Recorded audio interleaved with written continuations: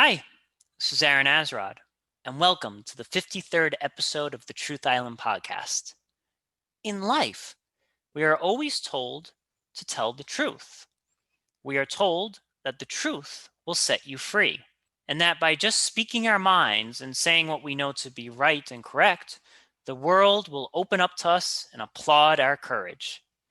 However, for many of us, this has a funny way of backfiring. Whether it be commenting on someone's dress or what we surmise might be going on in someone's romantic life, there are times when we just wish that we had kept our big mouths shut. Are there rules for life of when or when not we should speak up? Is it morally right to ruin someone's expensive wedding with some ugly truth? Or do we owe it to our friends to just play it cool and let the silence and lies tell the story? Joining me once again is Kenny. Kenny, if I can't keep my big mouth shut, am I destined to walk the face of the earth all alone? um, it would certainly seem that way. But so, for example, my friend was telling me a story, actually a couple months ago, about how when his sisters first began drawing, that she would come to him and ask him for his critique, and he would simply tell her, it's awful, it's bad, and it's true. I mean, she wasn't really the best artist; she was pretty terrible. I mean, but she was just starting. So, but he was saying this because he regretted that. He was saying that it wasn't the time for that. He was saying that it was right then and there what she needed to. She he was supposed to encourage her, not not critique her in a manner, not tell her that she was bad, because she knew she was bad. He knew she was bad. It was obvious that she was bad. So there is no one's hiding that from anyone. But it wasn't a time for that. It wasn't a time for that truth. Timing is really, really important. And this kind of reminds me of a conversation that I had with Roger, with the stand-up comedian who's only practicing their comedy for like a week, right? They're doing open mic and they obviously suck. Like if you've been doing something for a week, you are going to suck and suck really, really, really badly.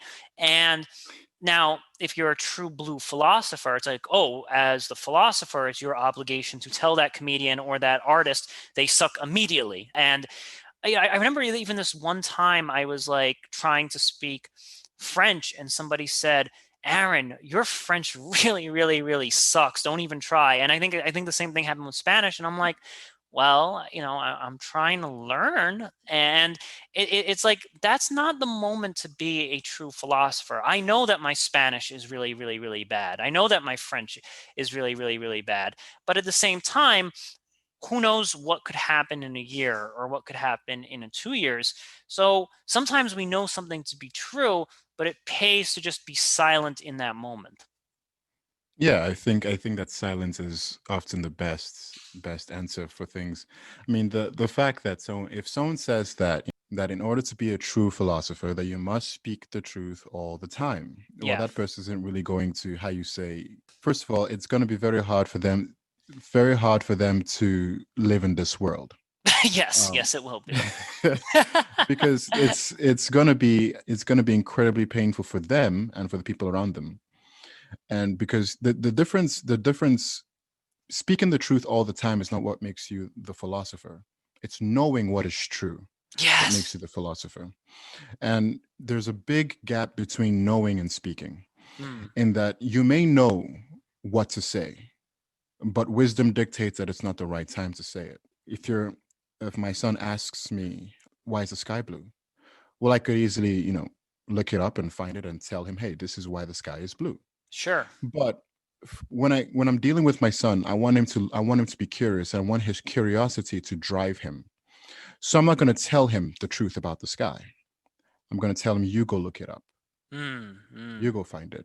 Because I don't think that me telling him that truth or that information is going to be as satisfying as him finding it out for himself. So that's a very simple situation. I know there are more complex and dire situations where these things can be applied. Silence is, in fact, the next best thing. Now, I love what you're saying here because I think that you can speak the truth more appropriately with wisdom.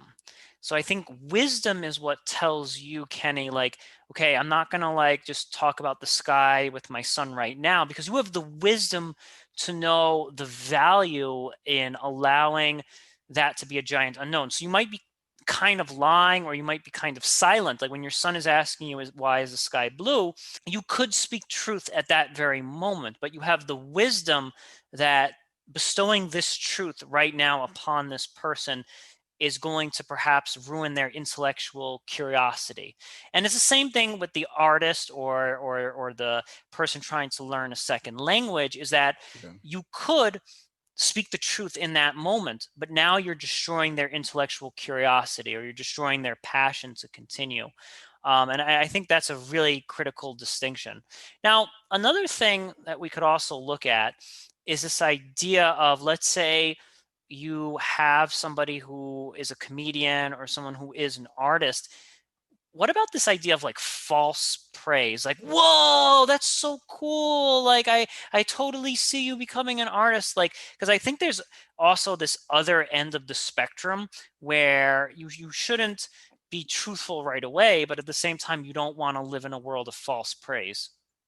Yeah, I mean, I think that, oh boy, this is very common, because I think Yeah. that we end up doing this quite a lot. And then this actually begins to fall into the category of lying, Yes. because what you're doing is you've taken a you've assessed the situation, and you've seen that that the person is actually, has not met the mark. They're they're subpar. And you're saying, is the whole thing that people often try to encourage. So they end up telling lies. They say, oh no, I think it was great. I think it was wonderful. It's the best thing since, since Shakespeare. Mm-mm. Like, no, that's not a good thing either, because first of all, it doesn't make you a trustworthy person. Yes. You can't you're not the person to, to give good advice. You're not the person to adequately express what's been going on in the situation, because what you're trying to do is make sure that everybody feels good. You're trying to make sure that you don't look like a quote unquote bad guy. Mm. And it's unhelpful for you, and it's unhelpful for the person. It's one of those places where I think there's a passage in the Bible that talks about, says, when you speak the truth, to do so with love and gentleness. But often people, when they want to speak the truth, people think that, okay, speaking the truth is going to be harsh, so I'm going to lie because it's kinder. Yeah. Well, it doesn't really have to be that way.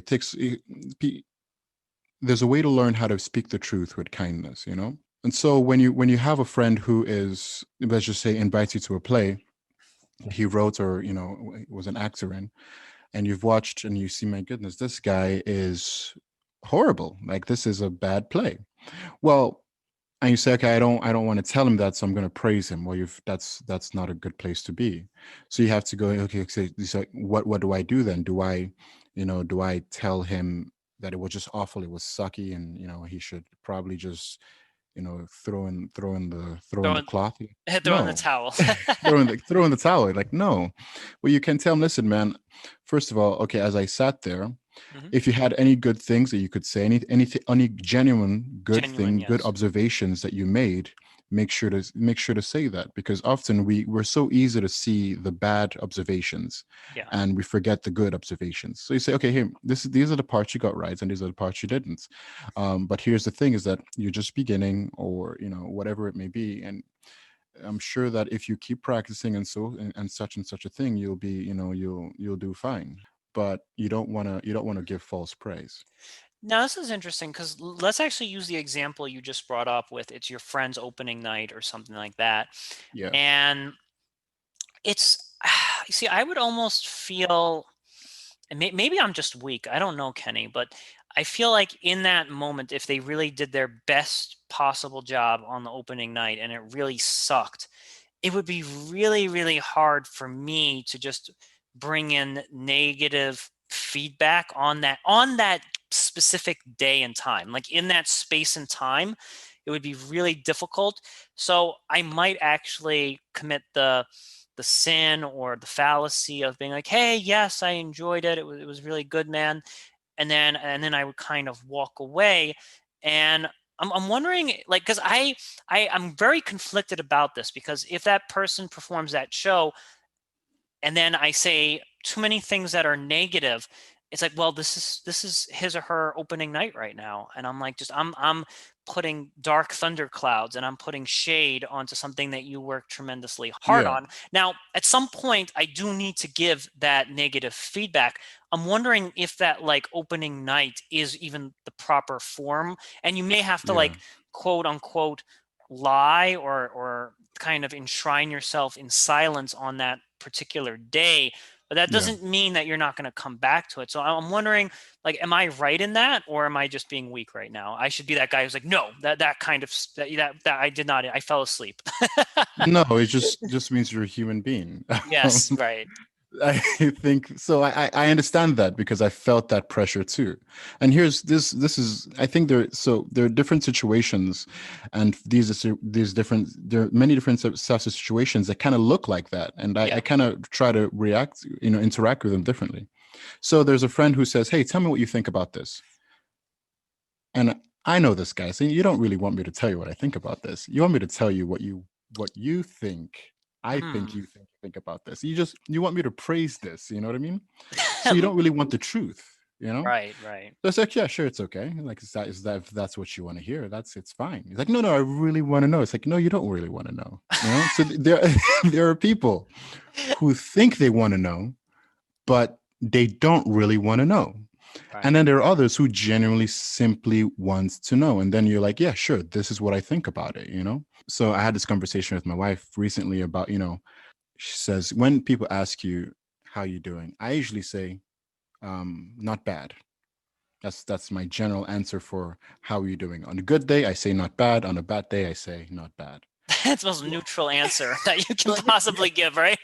Like, yeah, it's like, so I say, she says, so why do you say this? Because people aren't asking me how I am. They aren't. They're not asking. They're not really asking me how No, I they're am. not. It might as well be a hello, dear sir. It's like, they don't really care. No, they And don't. and they're no, they don't. Because as soon as you start telling them, then they're like, I gotta go now, I man. got I yeah. gotta go. They look at that watch or whatever. It's like, geez, Louise. That was I, it was a I'm, rhetorical question. or they'll pull out the, I got this appointment right now. I'm so sorry. And then they say, we should grab coffee sometime, and then you never get that call. You're sitting there at the phone waiting. You're like, oh my goodness, when is he gonna? So, I think that it's kind of like that. People have these how are you doing moments with a Yeah. lot of things in life. It's like, tell me what you think. They don't really mean tell me what you think. They're saying praise it with me. They're Yeah. saying commiserate with me. Say, tell me how I did. They're not really saying that. They're saying, tell me how well I did. And so you have to read this, you have to know the person, read the situation. And this is my own personal way, because I have friends that'll tell you whether, they don't care. They'll tell you exactly what they think, and it's not always flattering. Most of the time, most of the time it's not flattering, but they'll tell you, and this is how they operate. Yet now I'm thinking with this person. Okay, so I think we're both in agreement that on opening night, everybody wants praise. I don't care who you are. Everyone wants the flowers, the praise. What? Whoa, that was amazing, bro. Like everybody wants that in the open night because they want the feeling of euphoria, right? This is all Yeah, about living in a euphoric state of everyone loves me, and I get that, and I agree with you that that's probably not the right time to speak truth because you're ruining their euphoric moment that they have created for themselves. yeah, However, I do think that we owe it to them to eventually kind of corner them and bring some truth to their life, because if we really love these people, right, like if I truly love my friend and I want him to be the best playwright or the best director that he or she could possibly be, yeah, I eventually need to be like, listen, I know that I said that I liked it on opening night, but here are some hurdles that we need to walk through. Because if you if you're constantly just playing into the facade that everything is okay and that you're a wonderful artist, you're not actually giving that person the opportunity to grow. And because the only way that you can possibly grow is with constructive feedback. And I think at some point we do have an obligation to corner these people when the time strikes. Yeah, I mean, I think that's true in that. So in a play, in a situation where it's a play, and I just saw the whole thing, say, okay, hopefully if I see something good that I like, I can say, okay, here, I enjoyed this part, and thanks for inviting me. I try not to say, at least, and like I said, it really does depend on the person and situation. Mm, If it's, then next week he or she and I can grab some coffee, and I can say, okay, here. So if you really want to know, here are the things that I saw, and here are the improvements that I think that you could make, and whatever. Just a proper critique, a proper laying out of my observations. Usually people can take those things one way or the other, and like, oh, thank you, that's actually pretty helpful, or I'll never speak to you again, you bastard. So I think it's not always, yeah, the opening nights after the show is not always, it's not usually the best time, unless of course you have this, I mean, there's some spectacular friendships out there, spectacular relationships where the guys are just they're just cerebral, and they're actually good-hearted, and so they right, want to right. they want to figure out what's going on immediately. Really, I uh, love you, man, but you suck so but badly you tonight. suck so much. Yeah, there I don't there think are I've ever people had a like, friendship like that. That'd be something magical, right? oh, you got to come down to Moscow, Idaho, man. Oh boy. So there are situations where that's usually a situation where you don't want to say anything that night, because it's a big night, everyone's having a good time. Let them have a good time, let them do their thing, and then you can drop a ton of bricks on them later. How about this one, Kenny? I was in a discussion group once, and this one lady gave me this piece of advice, and she said, before you ever speak truth, always give a warning label. Like when you meet up with this person for a cup of coffee, be like, now I do have some feedback that I want to share about your play, or like there's always needs to be like a warning, because you then give that friend the opportunity to kind of just eject from that. Be like, no, no, no, no, no. I want to live in my fantasy. I want to live in my lies. Do you agree with that? That we should kind of preface our truth with warning labels so that people can be prepared? And it does a number of things. One, it gives them the opportunity to reject truth if they're not ready to hear it. And two, they see it coming. There's something about being hit by a bus randomly, but then seeing the bus coming at you. I think that for some reason, when we know something negative is coming our way, we tend to swallow it a lot better than if it was just like your play sucked. Like, just Yeah. like just swoops you. So I'm wondering how you feel about the warning label. Yeah, I okay, so I can understand the warning label. I'm opposed to the warning label for one simple reason. I think that when dealing with human beings, Yeah. we ought to, and this is an ought, it's not what is, it's just an ought, right? So we ought to be person meeting person, in that we don't need to warn each other about hard things coming each other's way, Mm, because we trust each other, because we care for each other, and because we're mature. Now if it's a kid, if I'm dealing with a child, right. I'm going to maybe give a warning label so that they know, or some sort of warning so that they know to, first of all, you need to know that, Papa's not angry, Papa's not trying to hurt you, or whatever it may be. But so that I could put their mind at ease. So what they hear, they know that it's coming from, Papa's heart for them.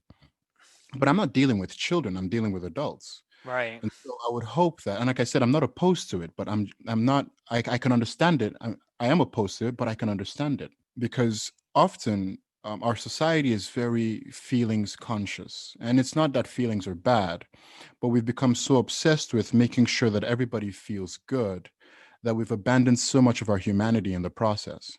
So to the point where friendships aren't really friendships. They're just, how you say, every friendship is just one negative word, one hurt feeling away from deterioration. That's not a Yeah, friendship, no, that's true. you know? These relationships are on hot lava at all times. Yeah. Now, I agree with you that I think that those friends that I have to use a warning label with aren't as close to me, right? Like if Yeah. I truly feel like this person's my friend, then I don't have to use the warning label, because they know that I think whether to use the warning label or not to use the warning label comes down to how much you trust each other and how much you have like a mutual love for one another. Because when you Yeah. truly love somebody, and I think when you love somebody and they know that that they love you, you can say whatever and it's all going to be okay. They're going to swallow the pill, they're going to swallow the bitter taste, and they know it's coming out of love. Maybe the warning label is good for people that are quasi friends, casual acquaintances, or Yes. or maybe even work relationships where it's like, okay, we don't have this really huge pillar of love and this really huge pillar of trust between us. Therefore, in order to salvage the working relationship that we have, I have to use a warning label. And by virtue of me using the warning label, right off the bat, we're establishing that we're not as close as As yeah. as we would like. But if that's the only way that I can salvage this working relationship, then so be it. Yeah, I could understand. Yeah, I think that's a perfectly reasonable place for a warning label. I would go as far as to actually what I would do with people that I don't know personally or I'm not intimate with would be to ask them, simply saying, "Okay, I saw your play or read your book. Do you mind if I, give you Yeah. some critique, And it's not all bad, it's not all good. I don't know exactly, how you feel about that, but if you don't mind, I'll give it a shot." And if they say yes, please, then I, do the thing. And if they say, "Oh, I actually I would mind that. Do not give me do not give me feedback." And I say, "Okay, Yeah. very well, that's understandable." But I can see how that it would be important for relationships that are not as close. Yeah, and I think, it's funny because even in these relationships that are not so close, I think that 8 out of 10 times or 9 out of 10 times, the person is gonna still say yes, because one, as human beings, we have curiosity. Mm. Like if someone says, "Well, I do have some negative feedback," I think our natural curiosity is gonna be like, "Well, I gotta know. I gotta know." Yeah, They're gonna hate you like there's no tomorrow after that negative feedback comes their way. yeah, But I've like seldom meet the person that's like, no, no, no, take your truth and be gone. Like, yeah, like everyone wants, right? Like everyone wants to hear the truth to some extent, because it's like we're all curious cats at the end of the day. We want to see what's in the box, yeah. and it stings afterwards. But I think we're all likely to open it. I think so. I think you're right because like, I think people like we like when our work is being discussed. We like when our efforts have been Mm, noticed. We like that, and so whether it's negative feedback or positive feedback, it's feedback. The person took time and yeah. the attention is on something we've produced, if not on something we've produced, something we've done or ourselves. And so it's as how does it go? There's no such thing as bad press, bad publicity. Yes, yes. Now, one thing that I'm still working. I'm a work in progress, and as are all of us. One thing I've noticed is, maybe when I was younger, and maybe even a little bit today, is someone will give me feedback, and I can't help but put up maybe just a little resistance or a little bit of a rationale or a little bit of a wall, and maybe that wall is justified. Maybe I am correct, and maybe my interpretation of that play was the right one. Who knows, right? Yeah, So I can't help but put up a little bit of a fortress up. And then what's interesting is that that friend feels like crap in the moment. Like, man, I just destroyed Aaron's ego and now he hates me or whatever. Then 6 months to a year later, I'll actually follow that advice. And like, this is something that's really important about speaking the truth, is that in the moment, you're going to get slapped in the face. In the moment, that person's going to put up the fortress of like, no, no, no, what do you can't tell me? But then, 6 months or a year later, you'll be like, looks like they're taking my advice all along. And I, yeah, I think that's kind of a service that we owe our loved ones and our friends, is to give bitter truth and give bitter advice. Know that we're going to get punched in the face, verbally speaking. And that person may hate us temporarily, But you'd be surprised that, like, knowing that in a few months to a year, they're going to subconsciously internalize your advice and call it their own, right? That's what people Yeah. do, is that they take your advice and then a year later they'll be like, well, I came up with this idea on my own to have the play go, like, right? And because we love these people so much, we kind of actually have to just sit back and be like, yeah, that was your idea. I'm glad you went in that direction. Yeah, that's one of those moments to actually hold the truth back. Yeah, So right. it's interesting because, let's say you take a kid who's a friend of mine was talking to me about this a couple of days ago, and this is actually his example, so I'm going to borrow it.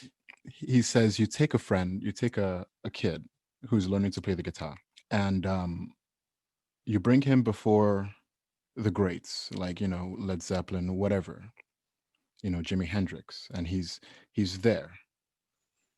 He is going to behave himself. The boy, that kid, the new kid is going to behave himself Right. no matter what they say. And every critique they give him is going to be, oh, he's going to be open to reason. He's going to be open to accepting it with joy, even.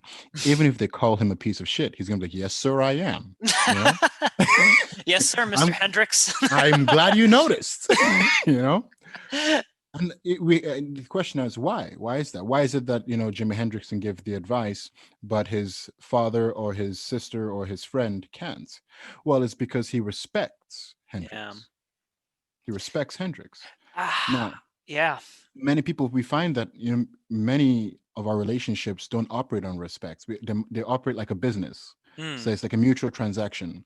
I'm your friend because I gain this amount of certain things from you, and you gain this amount of certain things from me, and that's how a friendship is. But the problem with that, especially in male circles, is that male friendships are built on respect, and usually we try to build it on other things, and then we find that it's kind of it gets weird, especially when we get into arguments, yeah. because when you argue with a person you don't respect, you're going to tear them down. You're going to destroy them with your Mm, words and with your actions, right? We find that it's easier to swallow that kind of critique, that kind of truth per se, from people we respect, than it is from people we do not respect. absolutely. And this was actually something, that I once told my uncle. I was like, I'm very defiant at work. Okay. Like I've been fired multiple times and so forth. And my uncle once told me, well, Aaron, can you ever take criticism and feedback from people? Like that's a part of life. And if you don't do that, you're going to keep getting fired. And I said, yes. Yes, if I respect that person. So I've had many bosses who I was a teacher, so I had many bosses that were lousy teachers. Like I would come and observe them teach a class, and I was like, "You're a joke, man. Like you suck." And then they would come in and they would observe me, and they would tell me, "Oh, you need to change this and that." And I'm like, I'm just thinking in the back of my head, you have no control over your classroom, and I walk in there, it's a complete shit show, and you're telling me what to do. And it's like, you're absolutely right, Kenny. Like I cannot take advice from anybody, whether that advice is correct or incorrect, from anyone who I don't respect. Yeah, And this has gotten me into a lot of trouble in life, because if I don't respect you, I don't really want to listen to you, because I think internally I say to myself, you have nothing to offer me at all. Because when yeah, Jimi Hendrix gives that other musician advice and truth, that person is like, oh, this is Jimi Hendrix. They're extremely successful. Like what they're saying must be true because they themselves are successful. It's like you wouldn't take out workout advice from an overweight guy. You just wouldn't. no, You wouldn't listen nope. to an overweight guy who's telling you, yeah, man, this is how you do a real bench press, because it's like, it's like every time that you're listening to truth, you're evaluating the source of that truth. Yeah. And this is one of the reasons that, even if you know that somebody doesn't respect you, it's going to be incredibly unhelpful to tell them the truth. This Yes. is another situation where, if you know that somebody, how does it go? Your pearls before swine. And that Yes. what you're saying is going to be true and it's going to be good, Right. but the person does not see you as a good or a benefit to their life. Therefore, whatever pearls you give them is going to be trampled. When a person tramples advice, good advice that's been given to them, especially by someone they do not respect, they will steer clear from that advice. They will steer clear from it, in that they will try to stay as stay as close to the opposite Yes. to the advice as possible. And that means that the very fact that you've said the truth to them and they do not respect you and they hated the advice, you've pushed them to do something completely irrational, or something completely false, or something completely wrong. And it's not your fault. It's not, that's on them. But these are how these are this human beings. This is how we operate. For some reason, is that we so not only do we reject the truth, but we now steer clear of that truth, at least until it's brought about by somebody else that we respect, and that rarely ever happens. But yeah. No, you're opening up my eyes on this, Kenny, because you're right. What if that person who I don't respect is still delivering me some degree of truth? Yeah. I don't. This is something like cognitively. This is a very difficult leap for me to make because on one hand, I probably don't respect you because there's some element about your life that's not truthful. That's usually what I find. I find that like people who I don't respect are hypocrites. Yes. And I think as human beings, the one thing that we hate more than anything else is probably hypocrites. Like, Yeah. so on one hand, there's something fundamentally like untruthful about this person's lifestyle that makes me hate them. But how do I mentally parse out the nuggets of truth from an untruthful source? Well, I think so. A friend of mine, his father gave him this advice when he was a young man. He said, so he had been somewhere, maybe a party or with friends, and somebody had come up to him and said, "Hey, something along you're a jerk, or you're a jerk, or something like that, right?" Right. And he scoffed at, like, yeah, whatever. Then when he went home, he told his dad, "Can you believe what so and so said? He called me a jerk." And his father looked at him and said, "Is it true?" Whoa. That's a wow. He says, "Is it true?" So it doesn't matter that he said it, and it doesn't matter that you're scoffing at it. The Mm. question is, it begs the question: is it true? Because if it is, you have to fix that. If it's not, then yeah, you have every right to scoff at it. But don't scoff until you know it's true, whether it's true or not. You just implanted a fantastic idea in my head. Okay. And here, and I think you just solved this riddle. I think that when someone who you don't respect gives you advice, what you need to do is go to someone who you do respect and say, "Hey, this other person told me this about myself. Is it true?" Because you're biased, right? Like you hate that person and you are biased and you're going to be incapable of deciding whether it's true or you really just hate that person and you don't want to listen to them. So anytime someone you hate or you don't respect gives you advice, you need to then go to a third party who you do respect and put that on the kitchen counter and be like, "Hey, is this for reals?" Yeah, I think that's a brilliant way of handling it, because by the very virtue of doing that, what you're doing, you're not throwing away what the non-respected person has said. Right, right. Because just because he's a baker doesn't mean he doesn't know anything about guitars. So if he's throwing something your way, you got to hold on to that and take it to somebody who you respect, someone who does see clearly, and someone who is honest enough to parse things out with and for you. Mm, And you guys tackle it as, okay, is this true? I mean, am I like this, or is this situation like this? I mean, is he right, is he wrong, what's the matter? The problem is that usually rarely happens, because we get so angry at people, we get so, and we by the very virtue, if the wrong person says the right thing, it must be wrong. right, right. So that's usually our mentality. But I think that's a brilliant way, I think you said it, that's a brilliant way of handling a situation like that. Yeah. But I think, maybe this was in The Art of War. I don't remember where this was, but there's this idea that our enemies teach us a great deal about ourselves. Because when you really think about it, your friends are not looking for your weakness, right? Your friends want to protect you. That's just their nature, right?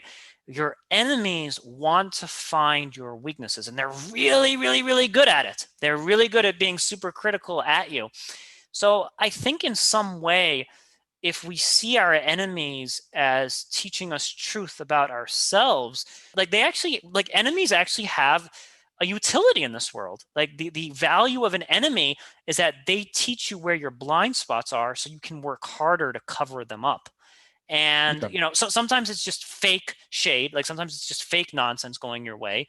But I Yeah. think that if they're a worthy adversary, if they are a good enemy, then they are finding real weaknesses in you. And you should be thankful to your enemies for pointing out those weaknesses so you can then correct them. Yeah, I think so. I mean, it sounds like something you would find in, in the art of war, but I can't say for sure.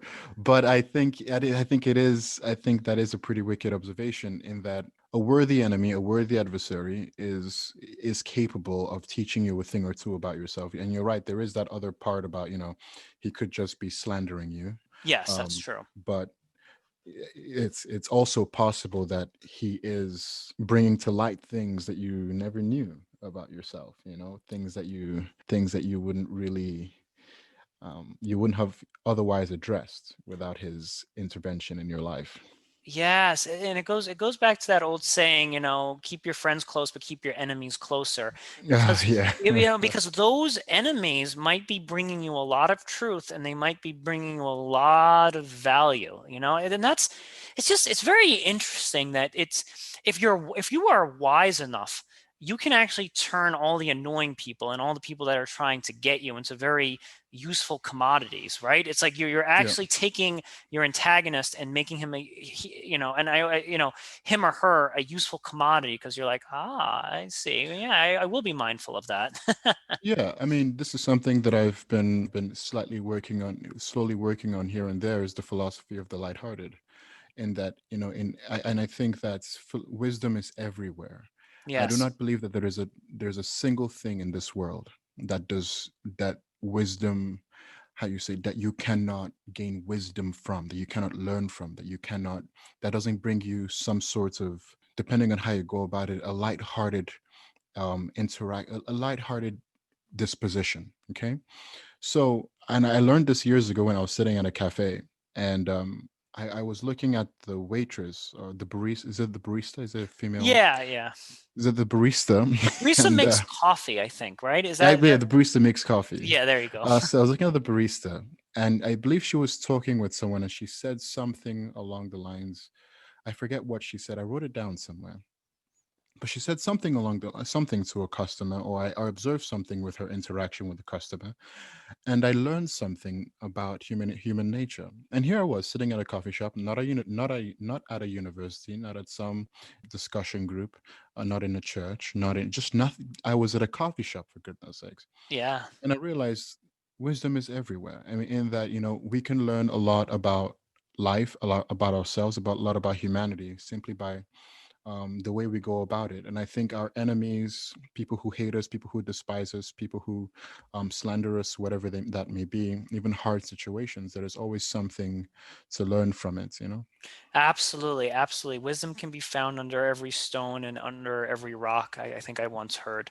Let's move on to this idea that do you think that there's some people out there and they're real purists of the truth? And we know we kind of talked about this in our last episode. They're quote unquote the annoying philosophers, where they would be like, "Well, Kenny and Aaron, every time that you're silent, that's a lie of omission. Every time that you just keep your mouth shut, you're lying by omission and not speaking the truth." What do you Yeah. say to Mr. Annoying Tight Jeans philosopher? Shut up. Get some loose pants. You're obviously not happy.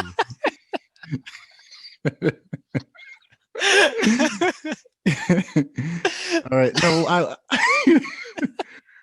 would tell him, listen, man. L- it's more, like I said earlier. I think that a philosopher's duty is to know what is true, and I think that a philosopher's So a philosopher has many duties, actually, I would say, but I would say my personal duty as a person who, by the grace of God, thinks Hmm. is to know the truth, to see what is true, and to interact with what is true adequately with wisdom.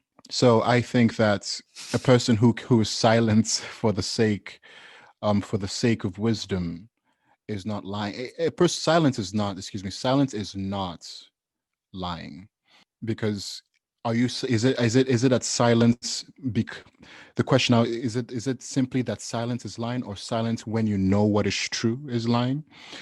It's like, no, silence when you know what is true is not lying, especially if you say, I know what's going on, I know what's true, but I'm choosing not to say it. It's a choice. I'm choosing not to say it. I could say it, but I'm choosing not to because it's not the right time. It's not that I can't say, it's not that I won't say it, it's just I'm not going to say it now. Yes. um Now this is like an idea that like just because you're silent doesn't mean that your mind has given into lies. And that's, I yeah. think, a critical distinction to make here is that my silence does not mean that I am endorsing this activity right now. It just means that it isn't the right place, it isn't the right time, but I'm not succumbing to the lie. So thinking about what I said in my intro, and like let's say the stakes are at the ultra highest level. And I think that this is a cliche, but it Yeah. is a good example of it being at the highest level. You're sitting there at a wedding and you see the bride and groom, and you know that one of them has been unfaithful or is engaged in something really bad, and the priest says those famous lines, if anyone here objects to these two people becoming a couple, speak now or forever hold your peace. What do you do in that moment? Like, I'm really wondering, what is the morally correct thing to do in that moment? Because on one hand, if you speak that truth and you're that annoying guy who stands up and says, I saw her last night cheating on her, blah, blah, blah, then you have destroyed this entire wedding, and you've made everyone's life completely miserable, and it's expensive. People have invested money and gifts and time into making this happen, and you've now just completely destroyed that. On the other hand, Mr. Tight Jeans over there makes a point that by you staying silent, you are allowing two people who are destined to have a disastrous life together, become married. So this is Yeah. a really good question. Well, the problem with Mr. Tight Chain Philosopher is that he's, mixing categories. Hmm. So, for example, if I'm in a situation like that, the best thing to do is to if the groom is my friend, the best thing to do is to talk to the groom in a private place. Because first of all, I don't want to humiliate him. That's honor. You want to honor him. And a second is, I don't want to humiliate the bride, even if she's done what she's done. It's none of my business. See, one of the things is, so, in films is that you see people, the guy gets up in a restaurant and goes to the next table and punches some guy out for touching the waitress the wrong way and so forth. And we all applaud that and we say, yeah, that's awesome. But yeah, sure. Sure, I'm not saying it's not bad, but here's something else. It was none of his business. It had nothing to do with him.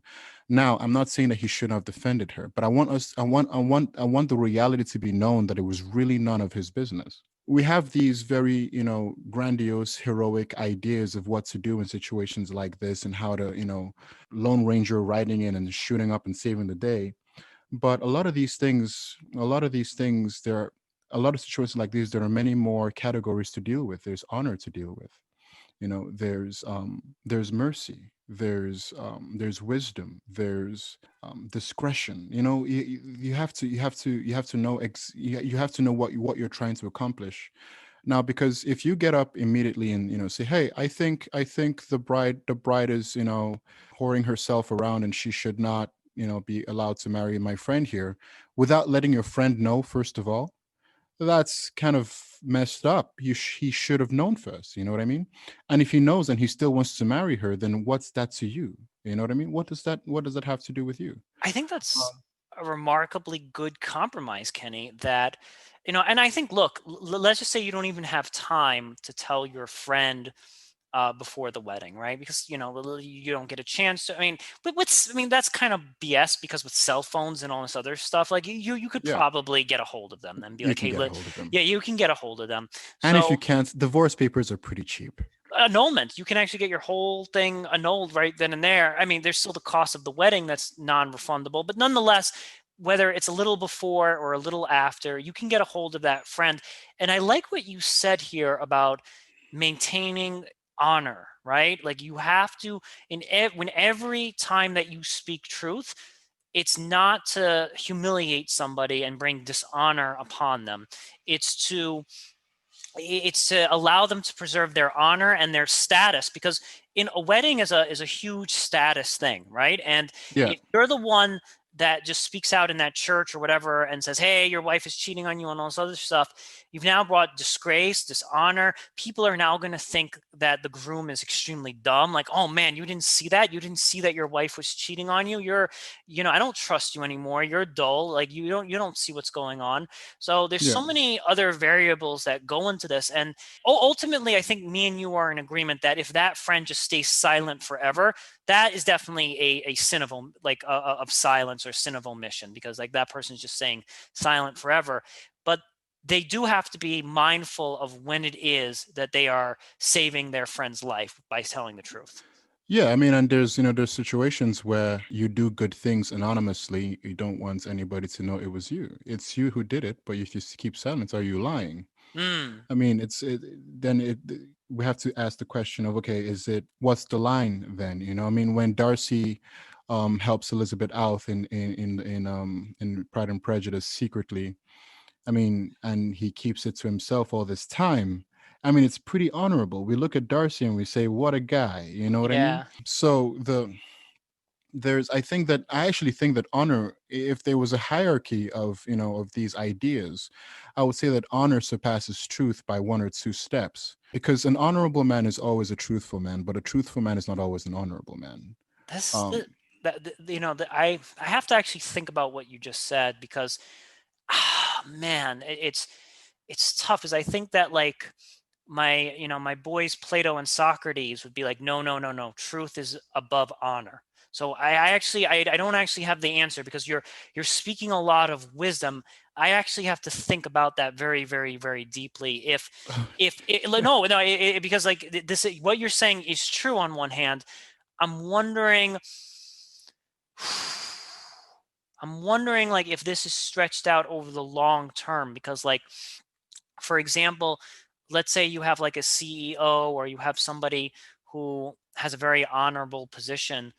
How long do we allow them to have honor before you really need to speak that truth? Like it could be a situation where if you speak the truth, you might dishonor them no matter what. You know what I mean? Like there may be dishonor brought to them permanently, but then you say to yourself, like, man, does my truth and my justice come first, or does this person having perpetual honor come first? And this is a really difficult question. yeah, I mean, it's not a matter of, so for example, when I say that an honorable man is always truthful, it means that the category of truth is there. Right. So no matter how high honor goes, truth is with honor. So, but truth by itself can't go as far as honor Mm. and truth together. So the man who gets up and says, who's always telling the truth, I think you're ugly, I think you're stupid, and it's usually for some reason these truthful guys are always saying horrible things. Yeah, um, right. They're so never they're never truthful with compliments. yeah, never truthful. So you find that, because who am I to disagree with Socrates? I do believe that truth is very important, but I think that it's not just truth. I think it's honor, because it's both truth and honor, but I categorize them simply as honor, because honor carries with it truth. Mm, You rarely see. I don't know what makes a man honorable if he's a liar. You know what I mean? Or if he deceives himself and others. That is no way honorable. I agree. So I Yes. don't think that they are. mutually exclusive. But I can see a man who is always, quote unquote, trying to tell the truth, but has no honor to him, has no restraint Yes, I like to that him. word, restraint. Yes. And then that begins to eat at his honor. That it begins to eat at his capacity to be seen as someone respectable. So yeah, I would leave it at that. No, I think that's a good balance that you need to have to be an honorable, truth speaking person, you need a certain degree of restraint because Yeah. if you know, and like we said, a lot of these truth speakers are doing it in a very negative way. They're just trying to pinch people or bring them down a peg and so forth. And I think that lacks honor and integrity because if you are speaking the truth, okay, we love you for that. But if it's done in such a way where there's no restraint and it's just to make people feel bad and sort of glorify yourself as a truth speaker, well, that's not an honorable lifestyle. You're not living a life of honor by just making people feel bad about themselves. Last thing we're going to touch upon, are people who speak the truth destined to walk this earth alone, or are we starting to gain a respect for them? I think that in our youth, we will be most likely alone because a lot of young people don't give a crap about what is true. Right. But I think that as we get older, we'll find that many people begin to gather towards us because, especially if we speak the truth with love, love is very important. People say that it's not important. That truth, it's love is very important because if you speak in the truth and nobody is listening, then what are you speaking the truth for? You know what I mean? Mm. Love is the how you say, the sugar with which we swallow the truth. And so if as we get older and we begin to be, we're seasoned, as it's often described, with love and truth, we find that young people begin to gather towards us because they're not getting, many of them are not getting this at home, Right. Yeah, no, they're not. and they're not getting it with their friends, they're not getting it with social media, they're not getting it with, films and music. And so they begin to look, and let me say, human beings at some point begin to thirst and hunger for truth. It just happens. And so when we find that person, and it's usually the older person, It who used to be, we at least. it used to be, it used to be. And so, but hopefully those days little by little begin to return, in that we find, those older gentlemen and madams who are seasoned in truth and love. And young people begin to gravitate around them. Then no, they find themselves not being alone. Yes, yes. I think and I think I like what you said that if the truth is not being spoken out of love, then nobody is listening. And I think this is a really wise thing to take away from this because if you're just speaking the truth to get attention, like we have a lot of attention seeker truth tellers out there, like look how brave I am posting this article on my Facebook exposing the corruption of the whatever industry or something like that. And Yeah. a lot of it is not being done out of love. It's being done to self-glorify the self, or to prove, like, look how righteous I am by posting this on my Facebook, in my underwear on behind my computer.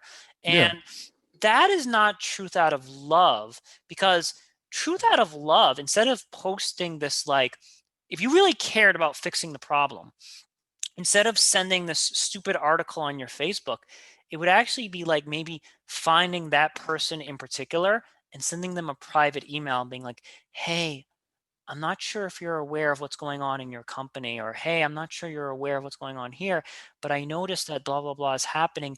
You may want to look into that, signed anonymous. Like if you Yeah. were really speaking truth out of love, you wouldn't need to cover your Facebook with all of this self-righteousness. You would just quietly send out some emails anonymously. And I guarantee you that anonymous email is actually going to be the thing that makes the difference. Because when the CEO or whoever finds the anonymous email, they'll be like, oh, wow, this person is giving me a nice, beautiful warning in private and not embarrassing me. Because once you embarrass the powerful figure, then the powerful figure has no choice but to retaliate. But if you're speaking truth out of love, and it's done in a very secretive way so that you give them some room to change and to grow, then you can actually start impacting the world. My good man, I think you said it well. I think you said it well. There's too much truth telling, whistleblowing, fact checking. Not that there's anything wrong with that. No. It's definitely it definitely has its time and place, especially Yeah, when people don't listen initially, right? Like so I think it's a situation where you want to initially do it in the friendly, loving way. Like, Mr. CEO, you're polluting our lakes, wink, wink, yeah, signs, and there's a time and place for that.